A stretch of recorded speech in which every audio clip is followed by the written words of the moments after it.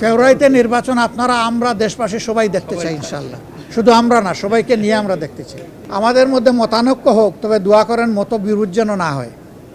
মতের ভিন্নতা থাকবে, এটাই গণতন্ত্রের সৌন্দর্য।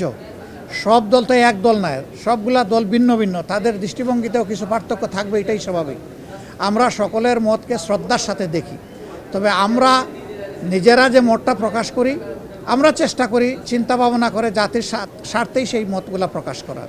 অতএব মতানৈক্য এটা ডেমোক্রেসির সৌন্দর্য। এটার জন্য এখানে বিরোধ লেগে গেছে অথবা অনেককে একেবারে দেশ অস্থির হয়ে গেছে, আমরা এটুকু চিন্তা করতে রাজি নই। না, ওনারা বেঁধে দেয়নি, আমি এটাও শুনেছি ভালো করে।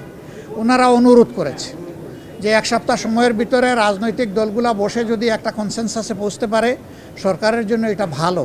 ইউনিভার্সাল কার্ডিয়াক হসপিটাল, আপনার হৃদয়ের আরো কাছে।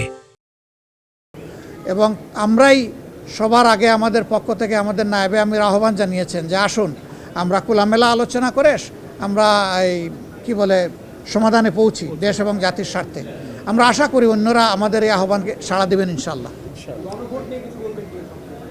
গণভোটের ব্যাপারে তো আমরা আমাদের দৃষ্টিভঙ্গি অলরেডি আমরা দিয়ে দিয়েছি।